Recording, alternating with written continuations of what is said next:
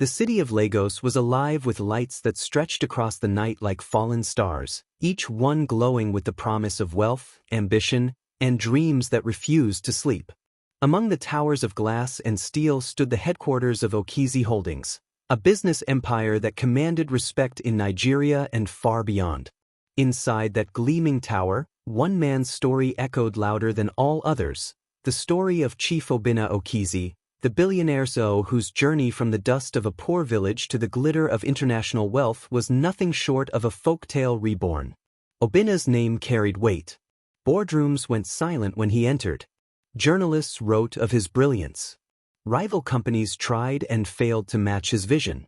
He was a man who had built his empire with blood, sweat, and resilience. But behind the cold glass walls of his skyscraper office, his thoughts often drifted back to the narrow, dusty streets of Umuocha, the small village where he had been born. He was the first son of a struggling palm wine tapper.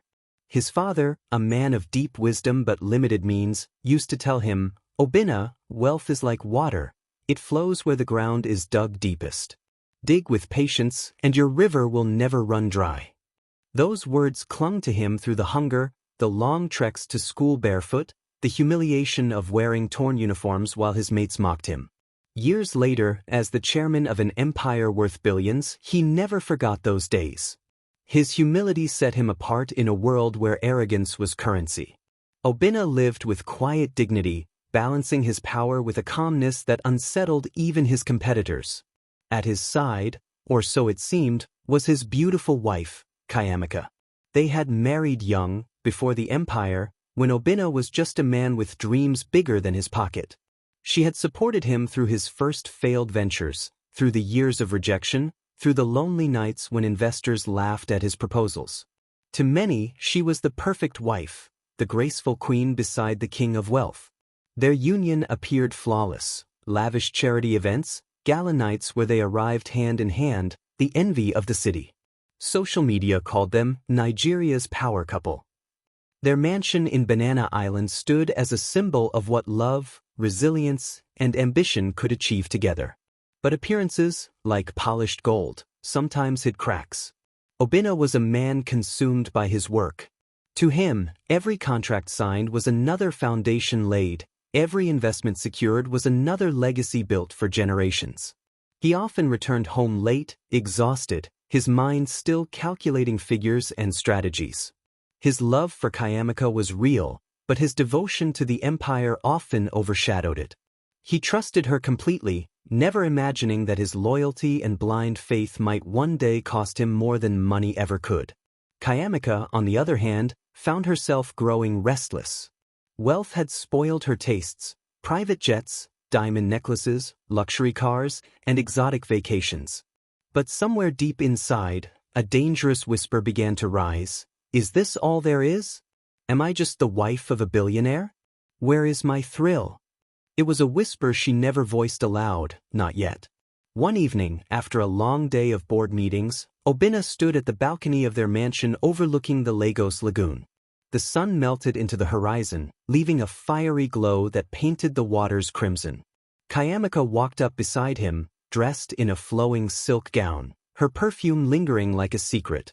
"You work too hard," she said softly, her hand brushing against his arm. Obinna smiled faintly. "I work so you'll never lack, my love. So our children will never know the hunger I knew." She smiled back, but something in her eyes flickered, an emptiness he didn't notice. Later that night, when Obinna had fallen asleep in his study chair with documents scattered around him, Kayamika stood at the window, staring at the city lights. To her, they weren't promises of hope. They were temptations, sparkling, calling, daring her to taste what life outside Obinna's shadow might feel like. The mansion was silent, but inside her heart, a storm had begun. And as every folktale warns, when desire grows unchecked, it prepares the ground for betrayal. Banana Island glittered with wealth, its streets lined with palm trees swaying over mansions that looked like palaces. In this world of champagne parties and whispered scandals, Kayamika Okizi moved like a queen. She wore her designer gowns with grace, her diamonds sparkled under the lights of every high-class event, and her name alone was enough to open doors. But beneath the surface of her elegant smile, something darker stirred. Kayamika had grown used to the best: the private jets, the French perfumes, the vacations in Dubai and Paris. Yet with each luxury came a nagging emptiness. Her husband, Obinna, was the most powerful man she knew, but he was also the most distant. His heart was buried in board meetings and billion-dollar contracts. Nights were often spent alone, staring at the ceiling of her golden bedroom, listening to the sound of silence echoing through the mansion. At first, she told herself it was just a phase, that he loved her even if he was too busy to show it. But as months passed, her heart grew restless. Loneliness whispered lies into her ears. You deserve more attention, you deserve to feel alive again, you are more than just a wife waiting at home. And then came Emeka. Emeka was everything Obinna was not. Young, adventurous, reckless with charm. He was not a billionaire, but he moved with the confidence of one who believed the world owed him its treasures. He was a rising socialite, known in Lego circles for his smooth tongue and dangerous charisma. Women giggled when he entered a room, and men kept a wary eye on him, for they knew his ambition was as sharp as his smile. They met at a charity gala, one of the many high-class events Obinna had sponsored but could not attend. Obinna had sent Kayamika in his place, dressed in a gown worth millions, draped in pearls that shimmered under the ballroom lights. She had walked in expecting another night of forced conversations and shallow compliments. Instead, her eyes locked with Emeka's across the hall. He approached her with the confidence of a man who feared nothing. A queen should never stand alone at a ball, he said, his voice smooth as velvet. Kayamika laughed softly, flattered. And who says I'm alone? Emeka tilted his head, studying her eyes. Your smile says you're surrounded by people. But your eyes say you're lonely. The words struck deeper than she wanted to admit. For the first time in a long while, someone saw past the diamonds and silk. Someone dared to read the emptiness she carried. That night, they spoke for hours, about art, about freedom, about what it meant to live without boundaries. Emeka's words painted colors where her life had turned gray. She returned home late, Obinna still buried in files, asleep in his study. She looked at him, his face illuminated by the glow of his laptop screen, and for the first time, she felt not gratitude, but irritation. Why does he give all his life to business and leave nothing for me? She thought bitterly. Emeka began to appear more often, at luncheons, at fashion shows, at private parties she attended with her friends. At first, it was harmless conversation. Then came the secret glances, the lingering touches, the whispered promises. Soon, the line between temptation and betrayal blurred. One rainy evening, when the city streets glistened under the neon lights, Emeka invited her to a private art gallery showing. She hesitated, but the thrill of secrecy pulled her in. She arrived in a cloak of caution, but once inside, the wine flowed, the music lulled her heart, and his words intoxicated her more than the champagne. You deserve to be worshipped, Kayamika, Emeka whispered, his hand brushing hers. Not ignored like a trophy locked in a glass case. Her heart pounded. For years, she had been the billionaire's wife, the graceful hostess, the woman who stood silently beside Obinna as he conquered the world. But now, in Emeka's eyes, she felt alive, seen, desired. That night, temptation won. Kayamika crossed the line she had once sworn she never would. And though her body trembled with guilt afterward, her heart whispered excuses. Obinna has no time for you. You deserve happiness. What he doesn't know won't hurt him. Days turned into weeks. The affair deepened, hidden behind expensive curtains and guarded secrets. Kayamika became skilled at deception, smiling at Obinna at breakfast, attending functions by his side, then slipping away with Emeka when night fell. But betrayal has a way of leaving traces. One morning, as Obinna prepared for a crucial meeting, he noticed a faint perfume on her that was not his gift. A scent too heavy, too strange. He ignored it at first, convincing himself it was nothing. But a seed of suspicion had been planted. Kayamika did not notice. She was lost in the thrill, blind to the danger. For every folktale carries a warning. When the heart feeds on greed, it forgets that shadows always follow the light. And in her shadow, betrayal was already beginning to unravel. The weeks passed like a silent storm. From the outside, the world still saw them as the perfect couple, Chief Obinna Okizi, the billionaire CEO, and his radiant wife, Kayamika. They attended charity functions hand in hand, their pictures gracing magazine covers, their mansion still hosting dignitaries and celebrities. But behind the walls of their home, Obinna's sharp eyes had begun to notice the cracks. He was no fool. A man who could build an empire from nothing did not miss details. And though he had once trusted Kayamika with the innocence of a first love, he now began to see what lay beneath her polished smiles. It began with her absences. She claimed charity meetings, fashion shows, or visits to friends. Yet her phone would be strangely silent, her explanations vague. Then there were the sudden mood swings. One day overly sweet, the next distant and distracted.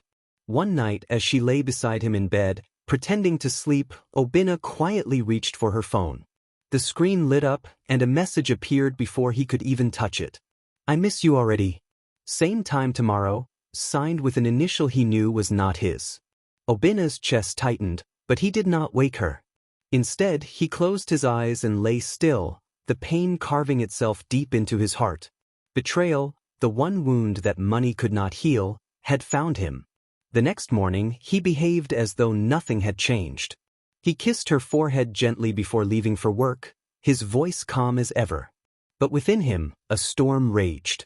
In his office, he called his most trusted aide, Uche, a man who had served him since his earliest days in business.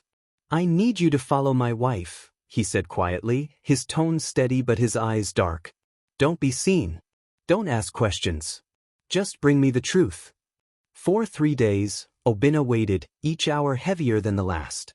He sat in meetings with foreign investors, his voice firm, his calculations precise. But inside, his mind burned with suspicion. At night, he returned home to her smiles, her soft laughter, and he played along. He asked about her day, listened to her stories, all the while knowing that truth was about to strike like lightning. On the 4th day, Uche returned, his face pale with unease. He placed a sealed envelope on Obinna's mahogany desk. "Chief, it is as you feared."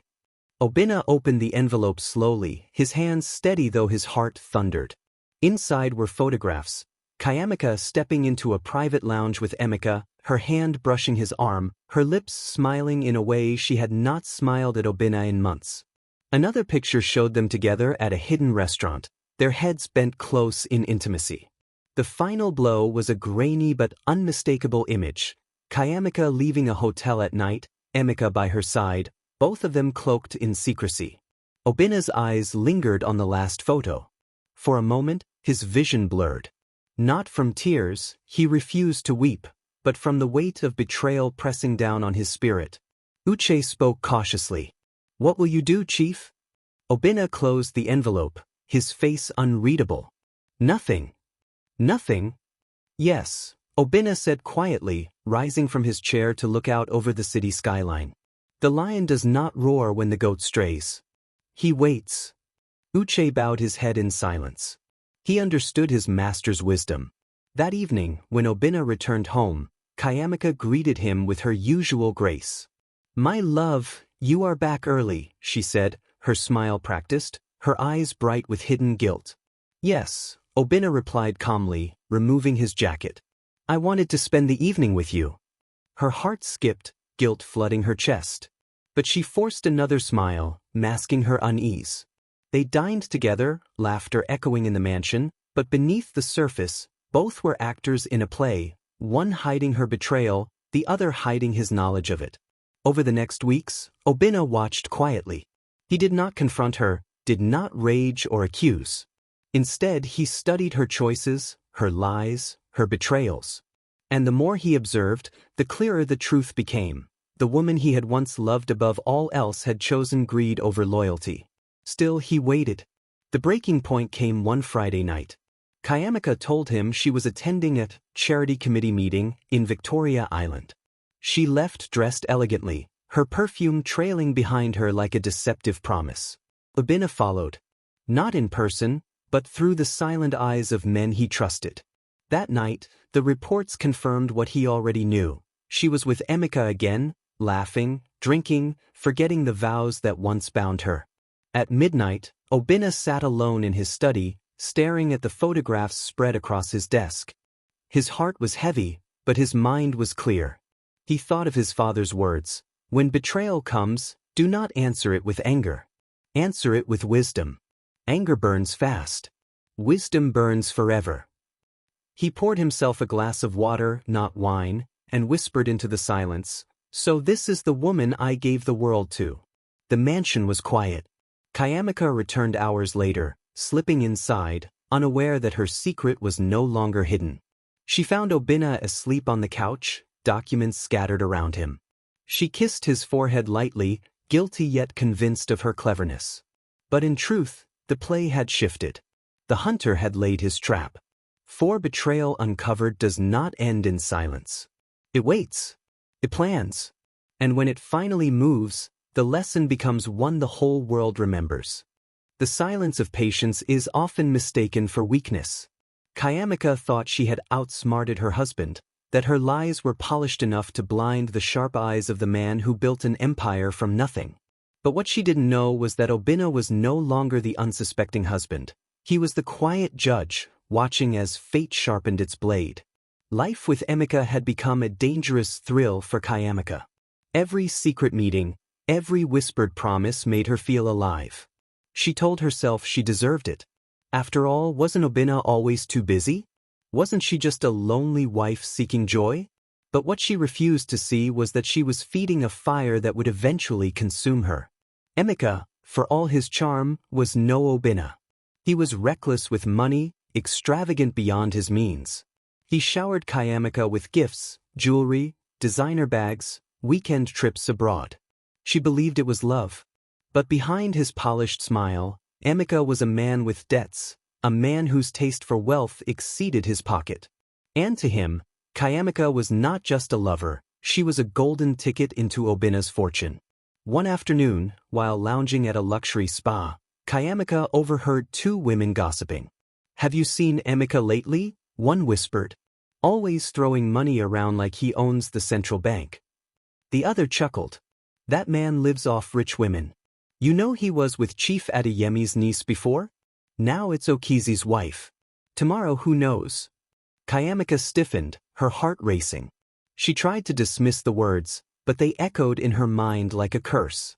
That night, when she confronted Emeka, he laughed it off. "Baby, people will always talk," he said, kissing her hand. "Don't let jealous mouths poison your heart." And like a moth drawn to flame, she believed him again. But karma had already set its wheels in motion. One fateful evening, Emeka invited Kayamika to a private investment gathering at a luxurious hotel.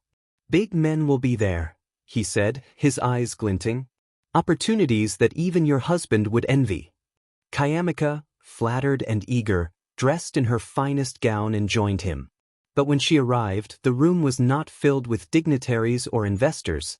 It was a den of gamblers and schemers.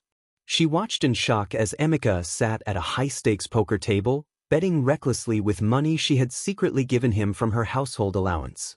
By the end of the night, he had lost millions. His confident smile had cracked, replaced by desperation. Kayamika pulled him aside, whispering angrily, "Are you mad? Do you know what you've just done?" Emeka gripped her hand tightly, his eyes wild. "I'll fix it. Trust me.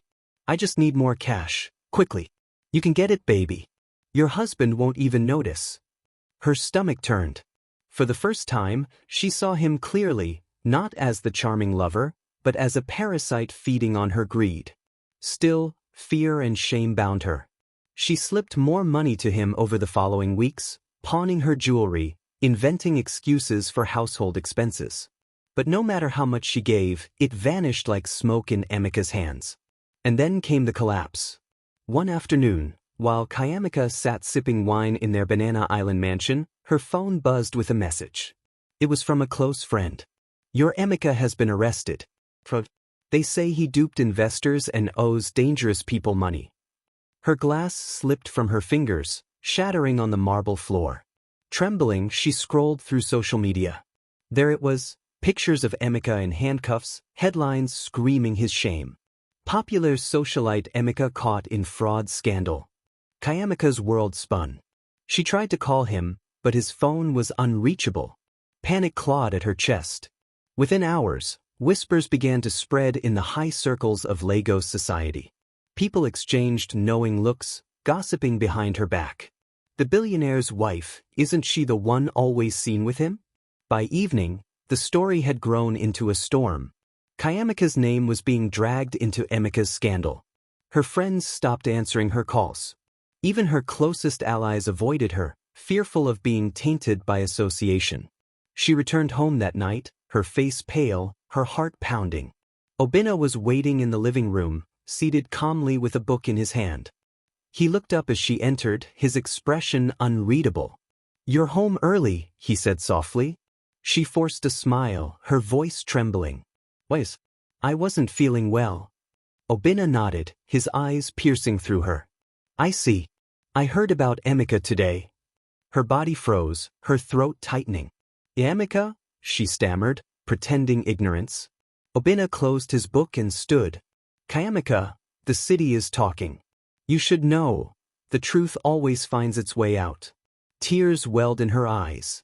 For the first time, fear flooded her, not just of being caught, but of losing everything. In the days that followed, her life unraveled. Invitations to elite events vanished. Her so-called friends whispered but never called. She became the subject of mockery, the woman who had it all yet threw it away for a reckless lover. Through it all, Obinna remained calm. He said little, did not raise his voice, did not confront her with rage. Instead, he let silence and dignity speak louder than anger. And that silence was more terrifying than any shouting. Because in that silence, Kayamika realized what she had lost, not just a husband, but the respect of a man whose love had once covered her shame. Karma had moved, and it had struck with precision. The mansion at Banana Island had never felt so heavy. Its golden chandeliers still glittered, its marble floors still shone, but the warmth that once filled its halls had grown cold. Kayamika walked through the corridors like a ghost, her designer gowns unable to hide the shame etched on her face. The whispers outside their gates had not stopped. If anything, they had grown louder. She threw away her crown for a thief. The billionaire CEO's wife. Imagine the disgrace. Money can buy diamonds, but not loyalty. Each word stung, each rumor tightened the noose of humiliation around her neck. She no longer dared to step into the social gatherings where she had once been queen. Her phone, once buzzing with endless invitations, lay silent. Even her so-called friends abandoned her, eager to distance themselves from the scandal. But the worst wound was Obinna's silence. He no longer looked at her with the tenderness that once made her feel like the most cherished woman alive. He did not shout, did not curse, did not strike. He treated her with cold politeness, as one might treat a stranger passing through their home. And that silence cut deeper than any blade. One evening, unable to bear it any longer, Kayamika fell to her knees in the living room, tears streaming down her face. "Obinna," she cried, clutching his leg, "I am sorry. I was foolish, blind. Please forgive me. Give me another chance." Obinna looked down at her, his face unreadable. He slowly lifted her up, placing her on the couch. His voice was calm, steady, yet heavy with the weight of truth. "Kayamika," he began, "do you know the meaning of trust?" She sobbed, nodding weakly. "Yes, my husband." "No," he shook his head, his eyes sharp. "You don't. Trust is not about gifts or money or the life I gave you. Trust is about loyalty when no one is watching. You broke that not once but many times." She wept harder, her voice cracking. "I was lonely. I thought you didn't care. I made a mistake." Obinna sighed, his gaze turning distant, as though speaking more to himself than to her. "My father used to say, when a pot cracks, you can seal it with gold, but the crack will always remain. You chose greed over loyalty, and now you ask me to pretend the crack does not exist." Her hands trembled as she reached for him. "Please, don't throw me away. I will do anything to prove myself again." He stood, towering over her, his presence calm yet commanding. I do not seek revenge, Kayamika. Karma has already done what I could not. Look at you, once the envy of Lagos, now the subject of its gossip. That is punishment enough. Her tears flowed uncontrollably. So, is this the end? Obinna paused, his silence filling the room like a judgment. Then he spoke, his voice final. I forgive you. But forgiveness is not the same as restoration. You will remain in this house, not as my queen, but as the mother of my children. Respect will be given to you for their sake. But the woman who once held my heart is gone. Kayamika gasped, the weight of his words crushing her. Forgiveness had come, but not the kind she had hoped for.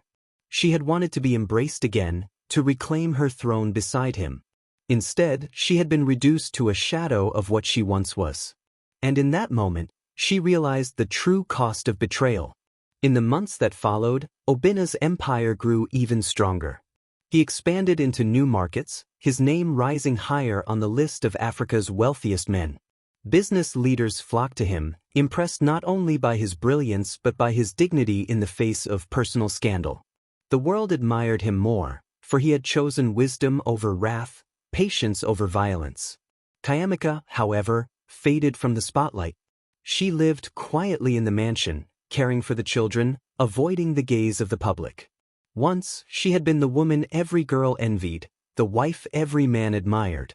Now, she was a cautionary tale whispered in salons and banquets. Do not be like her. Do not lose everything for fleeting desires. One afternoon, while walking through the garden, Kayamika watched Obinna from afar. He stood by the lagoon, his suit sharp, his shoulders straight, speaking with foreign investors. His aura was powerful, untouchable, and she felt a pang of regret so deep it threatened to consume her. That night, as she prayed quietly in her room, her tears falling onto the Bible she had long neglected, she whispered, Lord, give me peace, for I have destroyed the gift you gave me. And peace did come, slowly, but not the peace of a restored marriage. It was the peace of acceptance, the acceptance of consequences. Obinna, on his part, never remarried. He had women who admired him, suitors who longed to be the new queen beside the billionaire. But he kept them at arm's length. For though he forgave, he had learned the hardest lesson: not all love survives betrayal. And so, the story of Chief Obinna Okizi and his wife became a modern folktale told in hushed tones across the city. The man who rose from dust to riches, betrayed not by enemies, but by the one closest to him. The woman who traded loyalty for lust, only to find herself broken by karma's hand. And the lesson that wealth may build empires, but only truth preserves them. For as the elders say, when the heart feeds on greed, even the richest table becomes a prison.